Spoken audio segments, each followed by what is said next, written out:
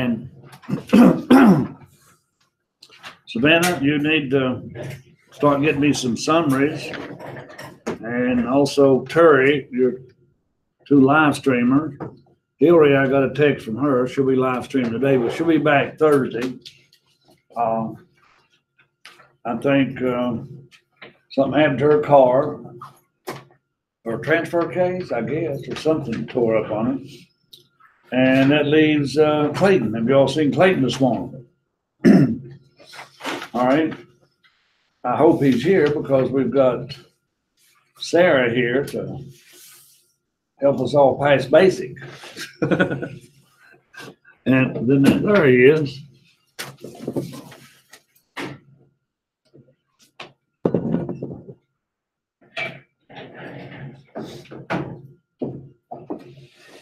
I guess this is it for today.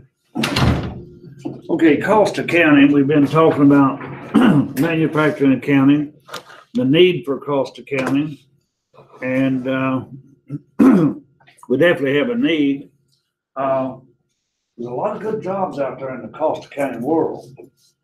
Controller of a business, I don't know, cost accountant even is a job title. My daughter, she had graduated from tech in accounting, and she went to St. Louis and worked for one of the big 6 accounting firms at the time. And she did a lot of auditing and traveled to 39 states, about 100 cities, a lot of experiences. Then she moved back into the Tennessee, Virginia area, and she worked for Eastman Chemical down in Keyport, Tennessee. She was a cost accountant for just one little item. Had to keep up with all the cost and the unit cost and the profit on it and so on. She didn't like that, just keeping up cost, one item. Then she went to Knoxville and she worked with Bush Bean. Now, Bush Bean, she got all the samples. I think she brought them home. I may still have some of them. They're getting old now. If they come out with a new chili bean or a new bean of anything, she got samples and she brought them home. But she liked that okay. And then she went to work for Covington Hospital as a internal auditor, because Covington Hospital had 23 sites. They had mental institutions and everything. But then she quit that and stayed with Covington Hospital as budget director.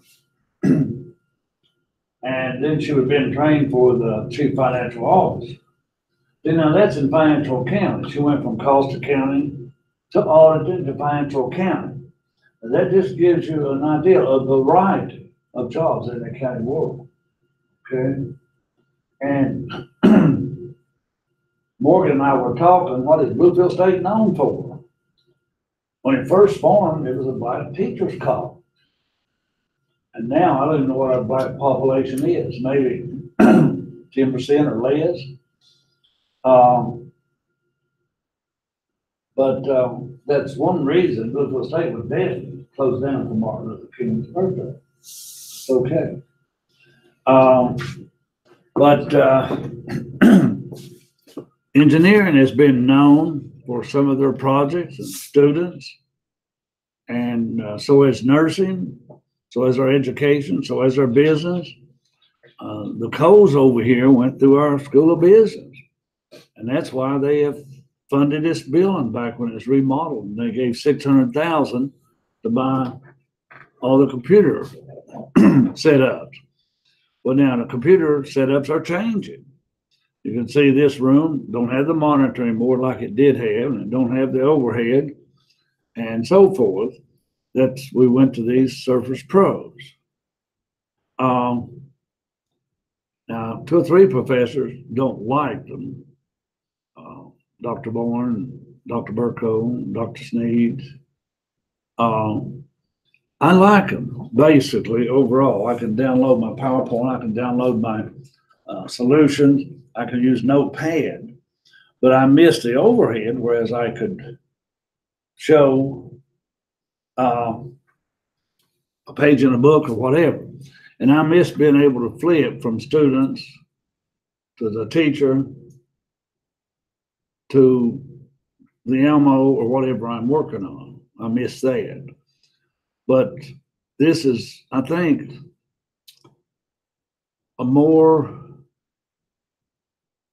this is a better way to go. I like it better. Because if I could not make it up here today, and I've got my Surface Pro at home, if my road was bad and we had class, I would just email all of you to stay home and watch a live stream.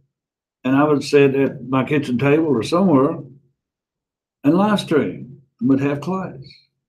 So that's what's neat about this. If I had to be out of town, if I had to go to Detroit to a funeral or something, wanted to keep class, I could teach it from Detroit. So all I got to do is put it on YouTube, and all you all got to do is go to Moodle and click on it and watch it live. So it's good, and I've adapted to it. When the world changes, you can change with it, or you can stay old-fashioned. Okay? And I chose to change with it throughout the years. Now, controller, the best job I ever passed up was job of controller. I was teaching in distributive education, which is marketing in high school, and that's one of the best jobs high school has. You only have to teach a half a day. And you get paid for 12 months instead of 9 or 10. So I had the best job in the public schools. And I gave that up to be assistant principal at Grundy Senior High. And that's just security guard. Assistant principal in the high school is no different than our security guard on campus here. Okay? So that job I didn't find too rewarding.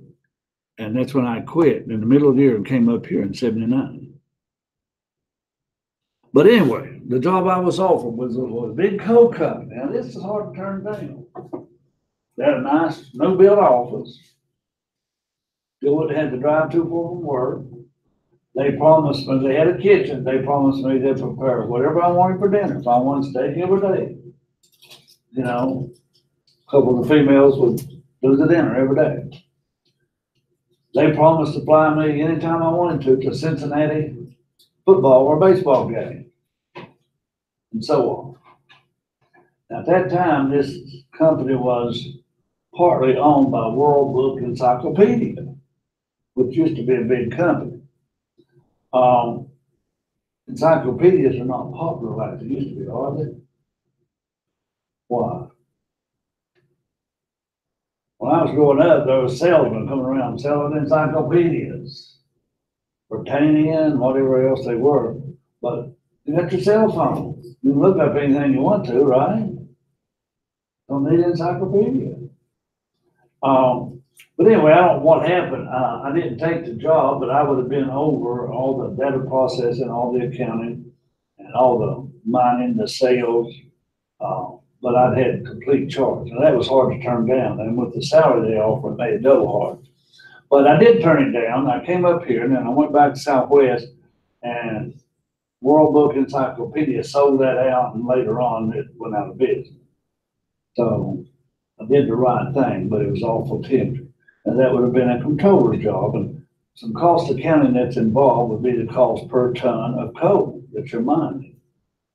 And then, of course, you have your administrative expenses and so on. But it would have been a challenge, and I would have liked it, but I chose not to try it at the time. All right. So cost accounting is needed. There's lots of jobs in cost accounting. And anytime there's a unit of anything being produced, in your books, you see widgets and gadgets and whatever being made. But it's easy not to call anything a widget or a gadget because everything in here is manufactured. All right? No matter what kind of process, these tables are manufactured. And that Dr. Pepper, I guess is what it is, is manufactured. You know, your purse or your book or your cell phone or your pen all manufactured. Your clothing, all manufactured. When they remodeled this building, that was manufacturing concepts, materials, labor, and overhead. Now, when we say direct materials, that's the materials that go into making a product, isn't it? All right, Jonathan, we're building a boat. What's some of the direct materials in building a boat?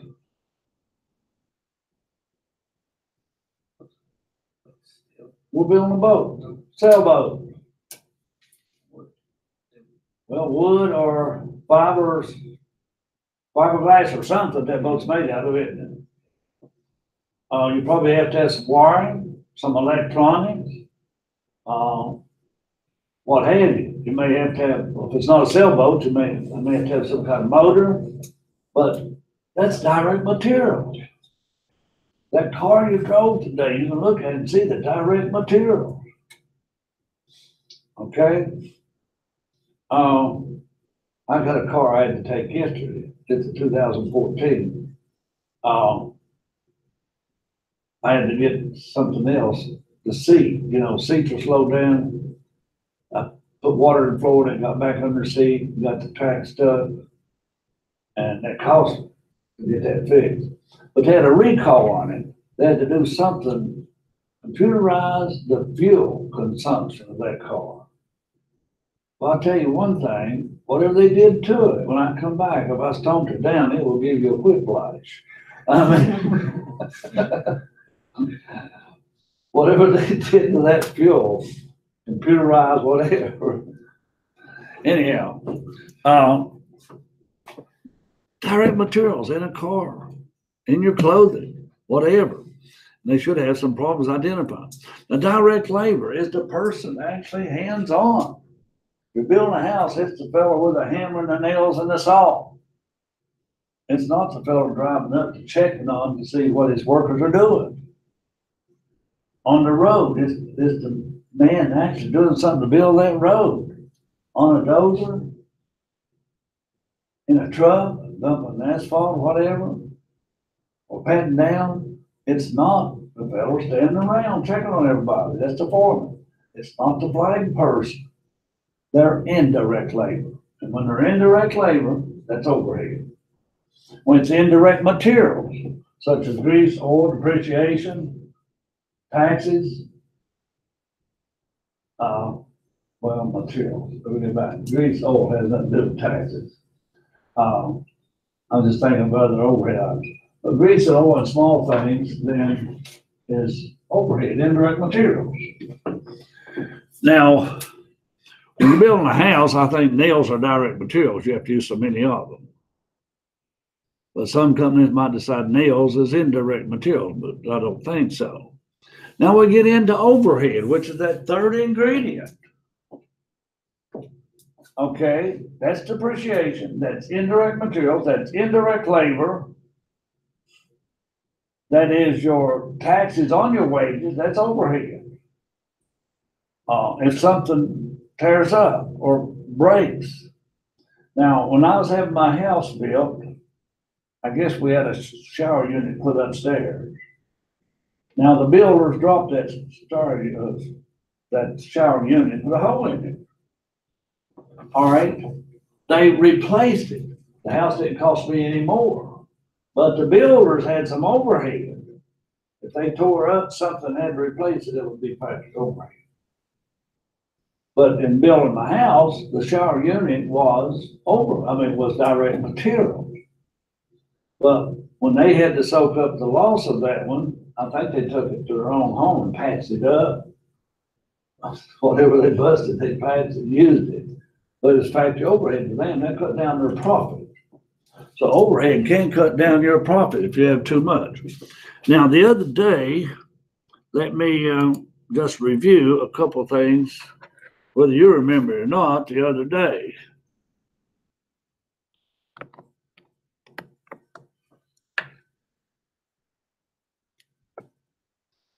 Hey, that worked that time. I tried that the other day, it didn't work.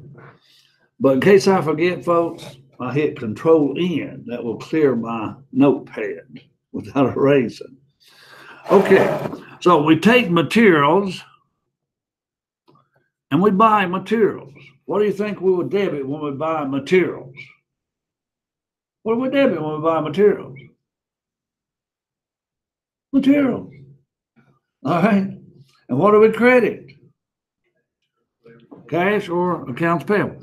Now, materials goes to work in process.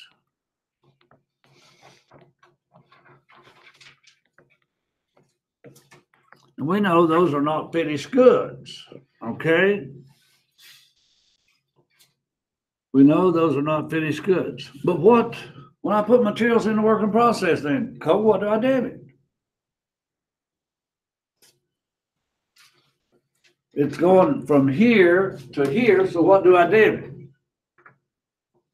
I debit this one, work in process, and credit materials. All right. Now, once I put labor and overhead also in the work in process. So if we wanted to make a flow chart, we could just draw squares and rectangles and circles and make a flow chart.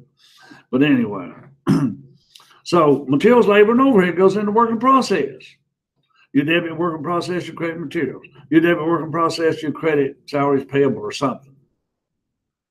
Later, you'll debit work in process and you'll credit factory overhead. But there's a lot more to factory overhead than that. Now, from here, we will go over to finished goods.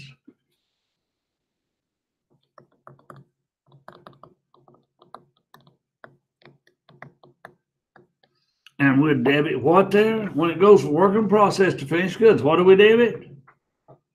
What do you think, Morgan? What do we debit? Right, and credit? Right. Now, from finished goods, we're going to sell it.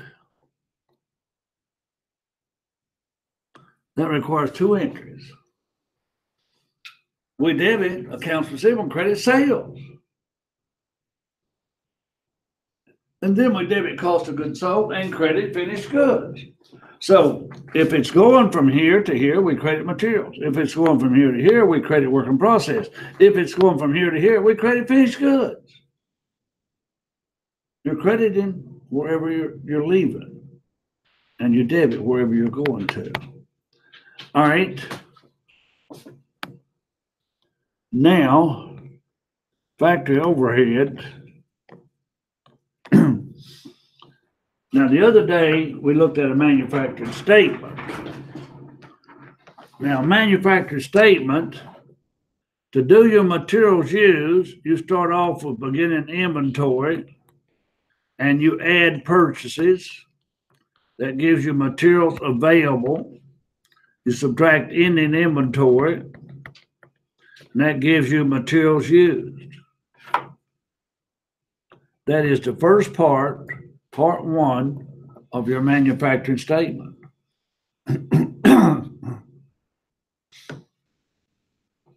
Now, when we take materials used,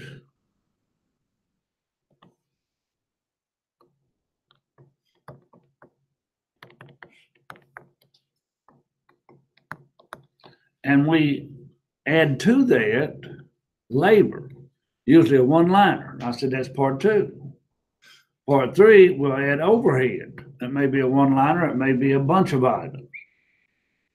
Now, part four, I told you, was beginning inventory for work in process and subtract ending inventory for work in process. Now, that ending inventory, beginning inventory, that will be called a manufacturing statement. Now, some books call those a manufacturing statement, a manufacturing summary. Now, that's one of the two most important things in chapter 2. I told you to forget about chapter 1. So now, chapter 2, there might be a bunch of terminology I have not dealt with in the chapter. I will later. But I want you to look at page 30.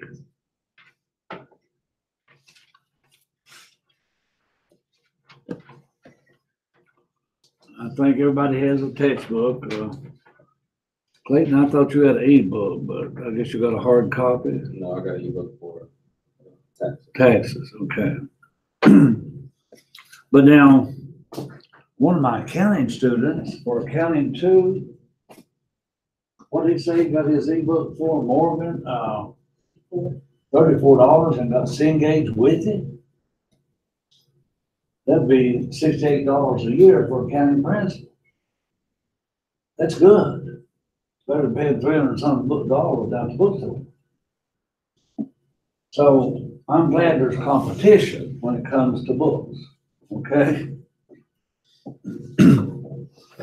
All right. So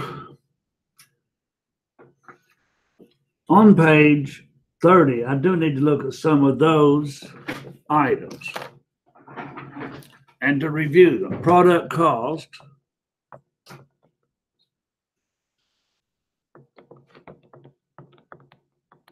We know is materials, labor, and overhead. All right. Now they're also going to mention prime cost, conversion cost. Those are mentioned in the middle of page 30. Now, what is prime cost? Which two are prime cost? Material, direct labor. Materials and labor, right? Now, conversion, what two are conversion costs?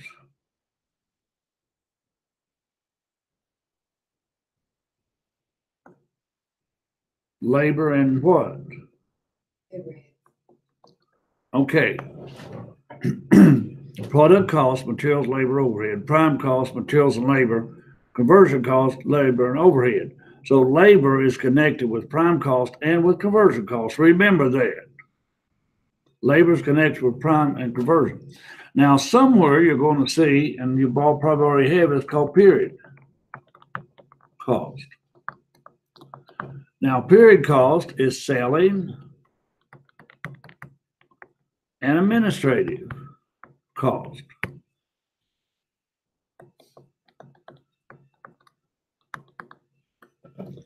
They're not overhead.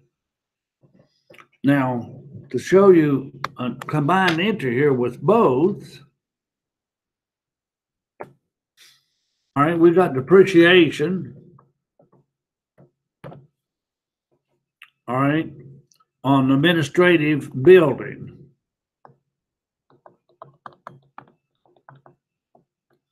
All right, $5,000. And we got depreciation on the factory building, $3,000. So we debit depreciation expense $5,000, and we debit factory overhead $3,000. So our factory depreciation goes into overhead. And we credit accumulated depreciation on the office building, $5,000, accumulated depreciation on the factory building, $3,000. So you do credit accumulated depreciation, but you don't always debit depreciation expense. I want to make that clear. Now that's a few terms on page 90, and there might be a couple other I'm looking over for the time being. All right.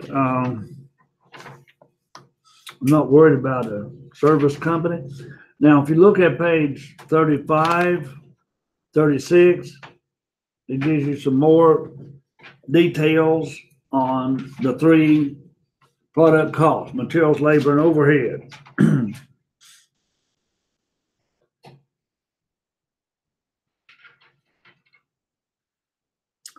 Now, let's look at these three costs at the bottom of the page. You may or may not need these, or you may or may not come across them. But look at your three costs at the bottom of the page. Preventive costs are incurred to improve quality by precluding product defects and improper processing form. Now, preventive cost, sometimes that's why you have a physical, isn't it? All right. Sometimes that's why you have your car fixed when it's not totally tore up. It costs you less to get it fixed earlier. Preventive cost, okay? Appraisal costs. These costs are incurred to find mistakes not eliminated through preventive efforts. Appraisal cost, that's not what you would think it is. These costs are incurred to find mistakes not eliminated through preventive efforts. So if you didn't prevent it, you made mistakes, you're really correcting them, and they're calling that appraisal cost. The inability to control quality results in failure cost. Every manufacturing company has some kind of quality control. If they didn't have quality control, all right, you might get a jacket without a zipper. All right. Might get a shirt with buttons missing if you didn't have quality control. Okay. You might get an automobile that has all kinds of shakes and rattles while it's rolling. Okay. So you can shake, rattle, and roll. But anyhow, quality control. Now, throughout this semester, we're going to look at quality control. Now, if an item is rejected, we've got a choice to fix it or scrap it or whatever, just throw it away. Quality control. So we'll go into the cost. Now, if we have to refix something, refurbish it, that's factory overhead. That was not cost of the item. It's just malfunction, mistakes, it'll be factory overhead. So failure costs will probably go into factory overhead. Now they're talking about accumulated cost. So I want to look at one page, page 39.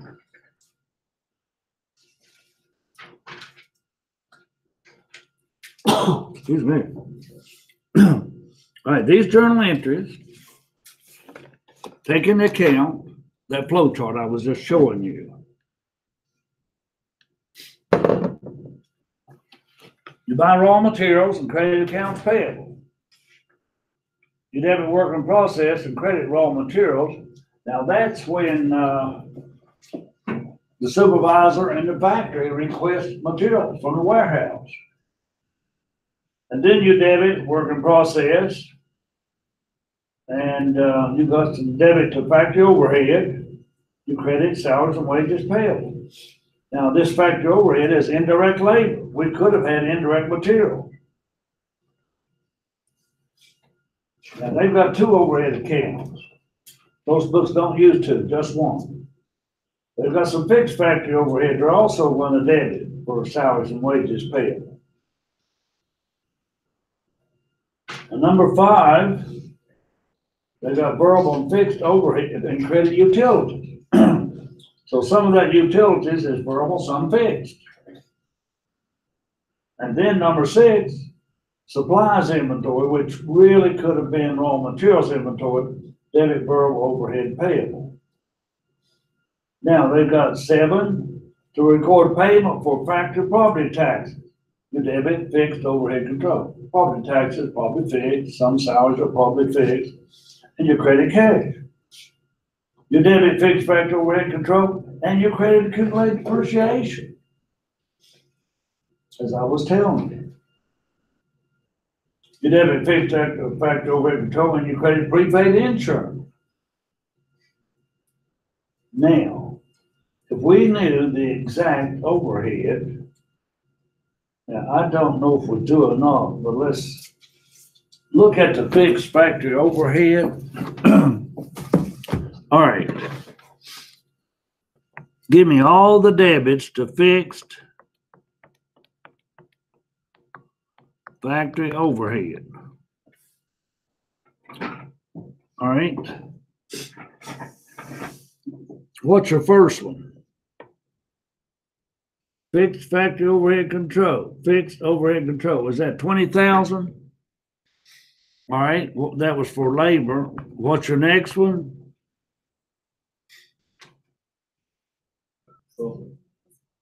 What? 12 for what? I know, but yeah, but what was it for? Utility cost? All right, now how about number 7? That's 7,000. All right, Name of the factory. all right. Number 8, 56,880.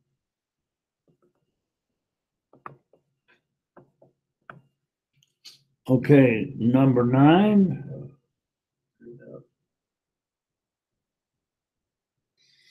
all right, add those debits up for me. 2012, 756.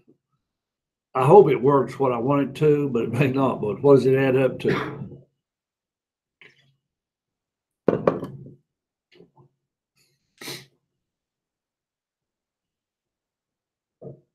got 98,880.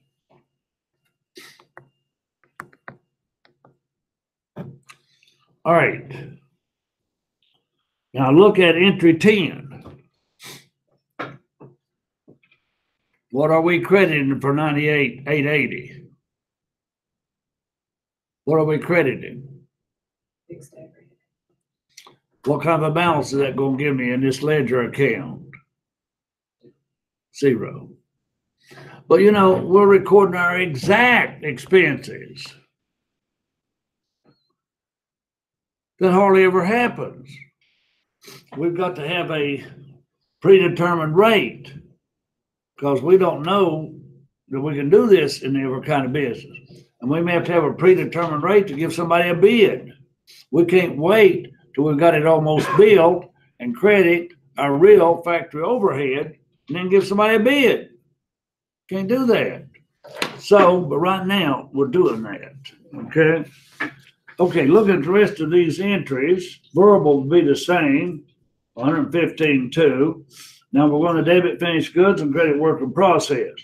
Now we're going to sell something, debit accounts receivable and credit sales, debit cost of goods sold and credit finished goods.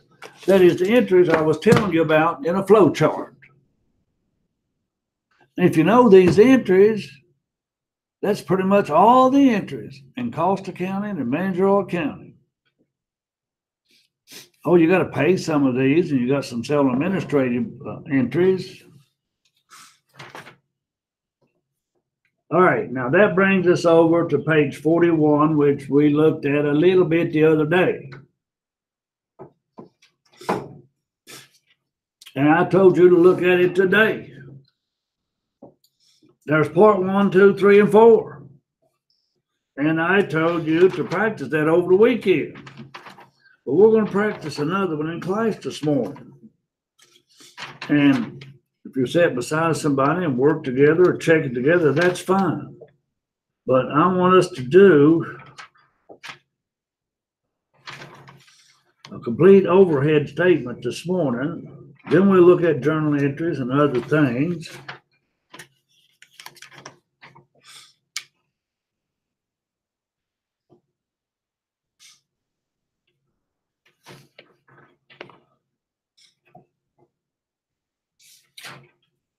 Okay, I don't want to give you that one yet. That would probably confuse you.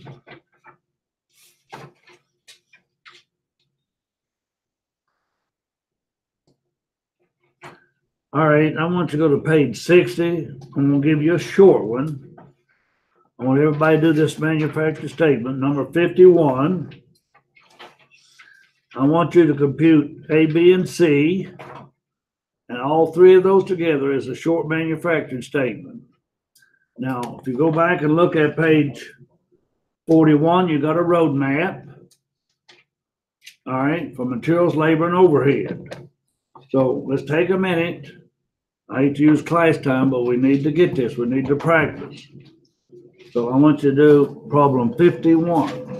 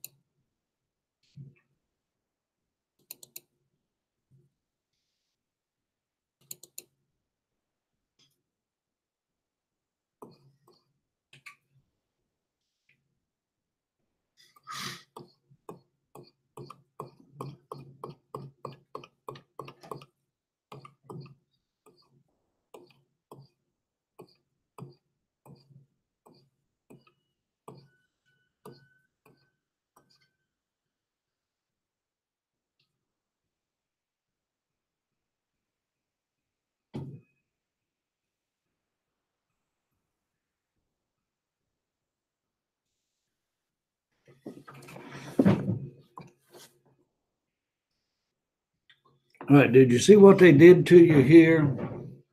In this format, look at part one up here on the screen.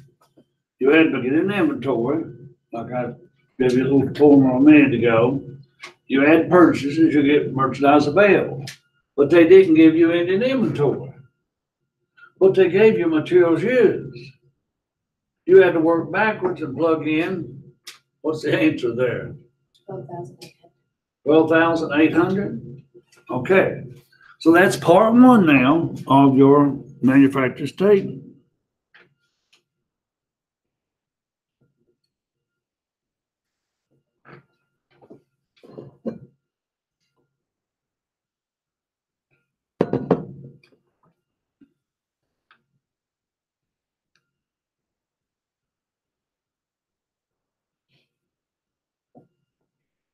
Now, they gave you direct labor used, right? Yes. And then they gave you overhead, right? So if we got materials, labor, and overhead, then that's part two, part three. You've got the manufacturing cost. Now finish it with work in process.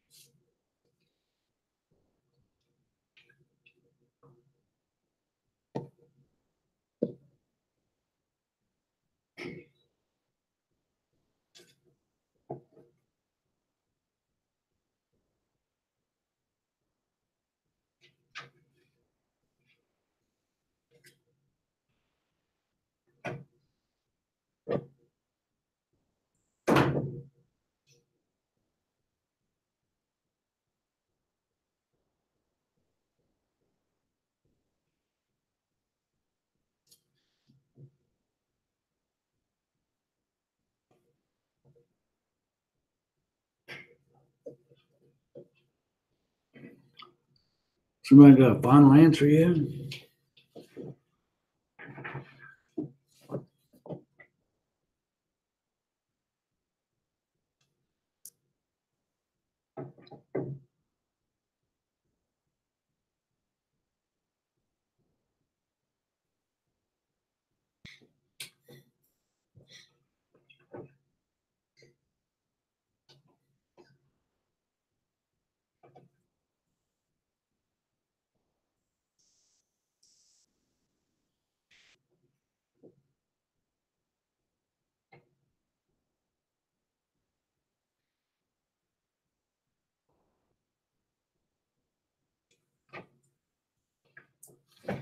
Anybody got a final answer?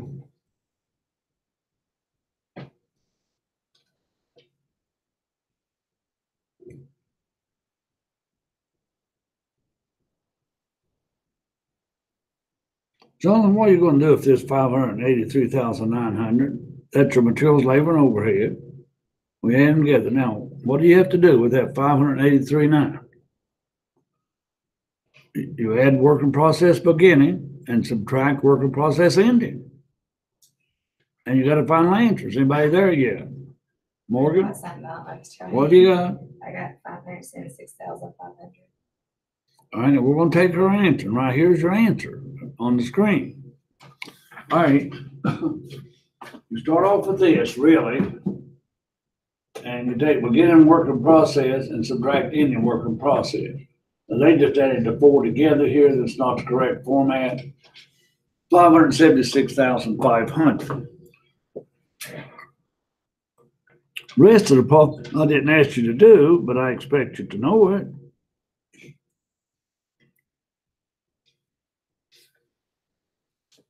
Is the cost of goods sold section. Begin inventory plus cost of goods manufactured, subtract ending finished goods, gives you cost of goods sold. Where do you put cost of goods sold? You put it on the income statement. You put it all together or separate the way they did here. D and E is the same thing, an income statement. Then you take out sale and administrative. So now I want you to do I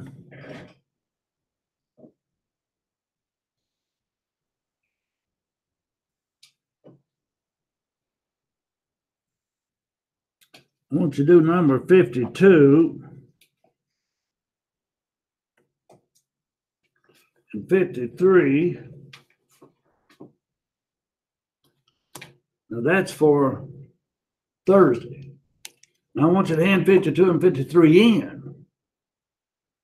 And if you're out there, Savannah and Hillary and Terry, please email them to me by Thursday. These two are a must for this chapter: manufacturer statement and unit cost. All right. We're going to back up a little ways to some homework. All right. Morgan, do you have the problems down that I asked you to do for homework? I do. And what are they, dear? They're 23, 24, 27, 33, and 35. All right, let's see if there's anything we need to look at there. 23. Now, there's other good little problems that we need to look at, these cough drivers and so on. But now 23 was just a company type. Now, that was a tough one, wasn't it? Okay. Now, what kind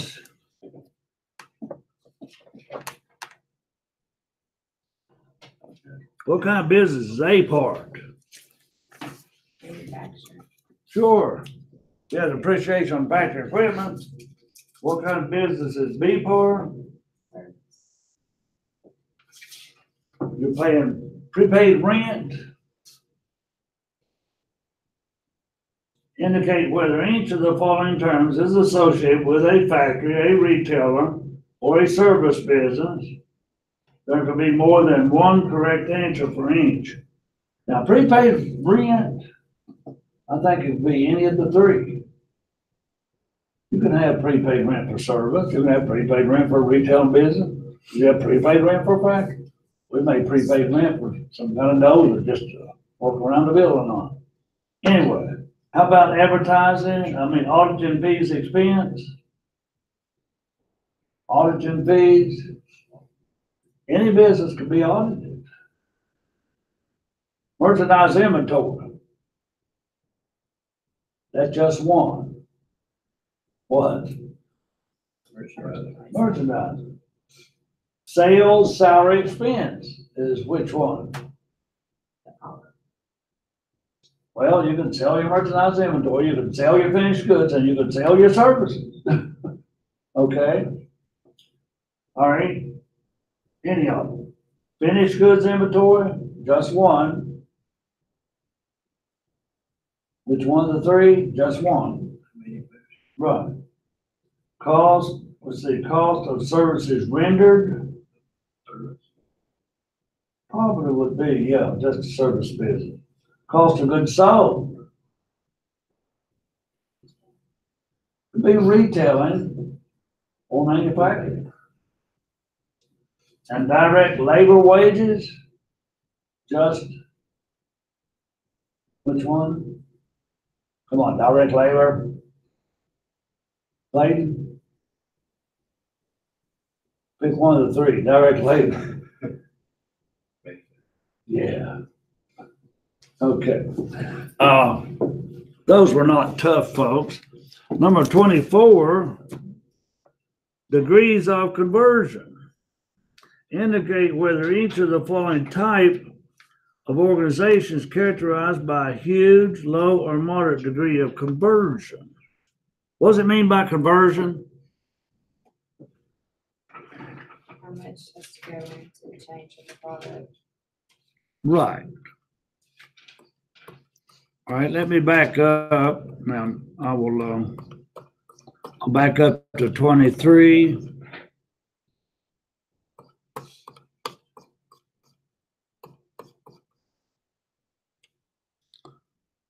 I walked by Mr. Lilly's business law class. It's right here behind me. I went to my office and I peeped in his door. He got a lot of students, but 75% of them, he was up there lecturing. They're there with their cell phones. Oh, well, they could do that at home. All right, maybe not 75, maybe just 50. Okay, now that was number 23. Now look at the ones, B and C. I think we said all three. E, I guess we said all three. Yeah. Okay. All right, but now on this one, indicate whether each of all types of organizations is characterized by high, low, or moderate degree of conversion. Now, a textbook publisher, let's get you started with that one. What does it mean by high? What does it mean by high degree of conversion?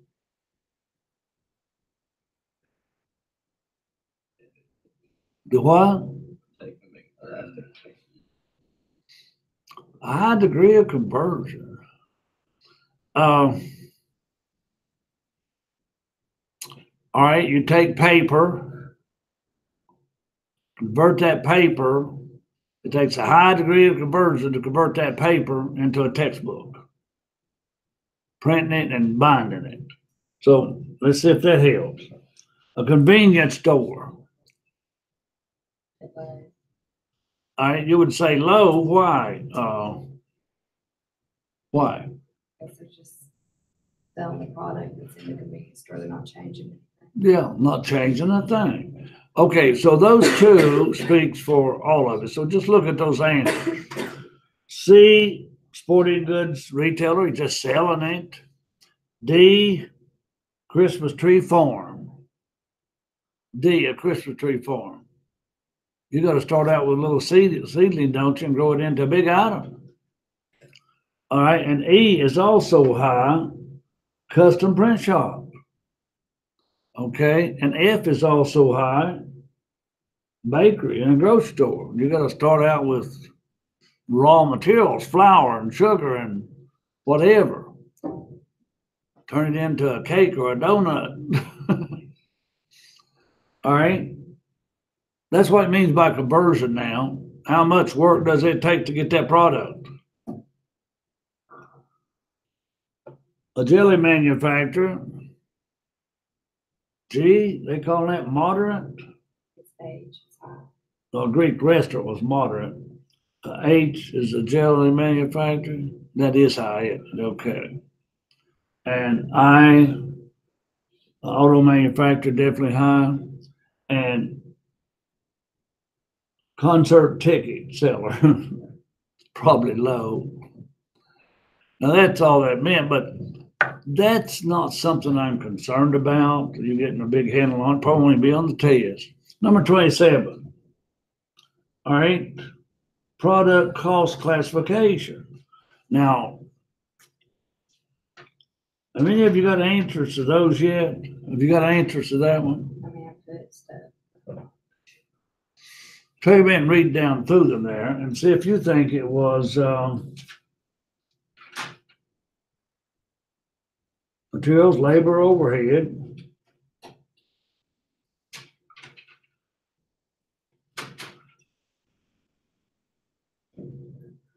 What do you think about mulch purchased for landscaping? Jonathan, direct materials, labor, overhead.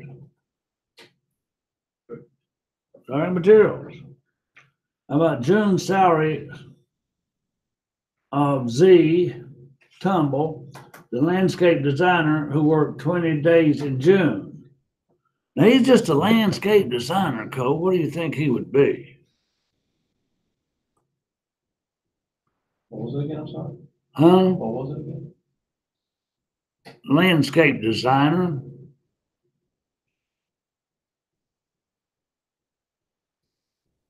Now, is he part of the product? Was he out there working on the landscaping?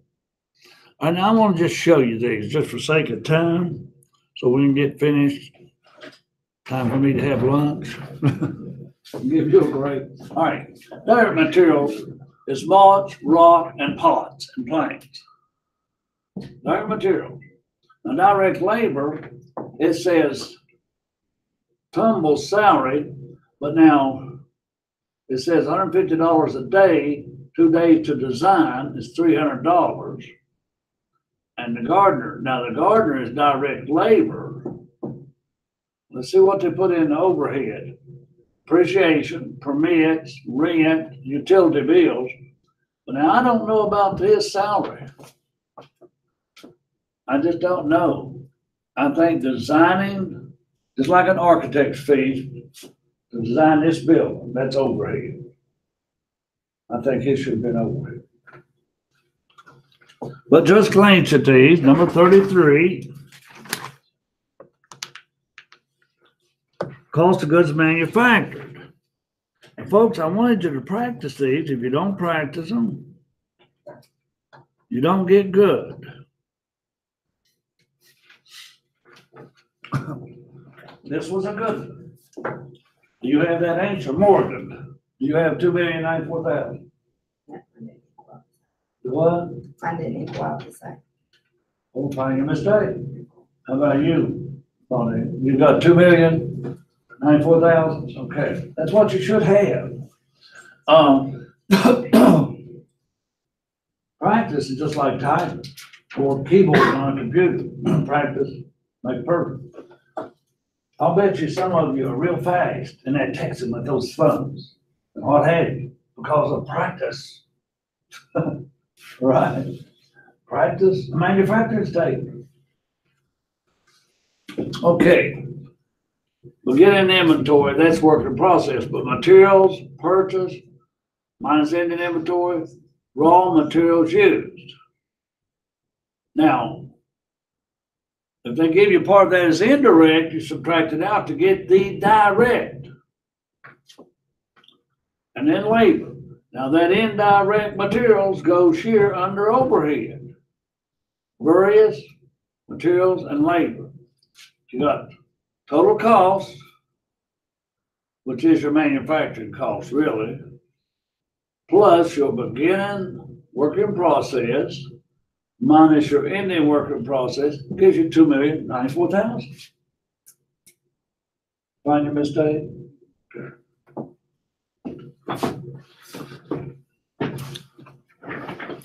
Okie doke. Now, cost of goods sold. And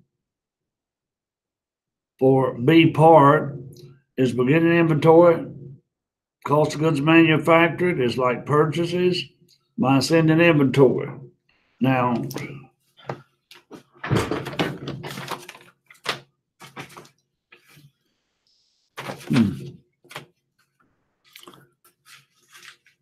don't see my pen, but I probably got it in the book somewhere. But you can see 2,094,000 right here. It's the same 2,094,000. It just takes the place of purchases. Maybe let me at least fade them in so you can see what I'm talking about. All right, and your last problem was 35. Now 35, service industry, journal entries. Now this is for a service entry. Now folks, journal entries, you need to practice these. Now I'm going to leave 35 and give you a chance to do this by Thursday if you don't have it done. All right, it's a bunch of entries, but it's for a service business. So try those, please. Okay, so you got a lot to do between now and Thursday. So let's call it a day. And So for the journal entries on that last one, there's more than just what was on that other page, right?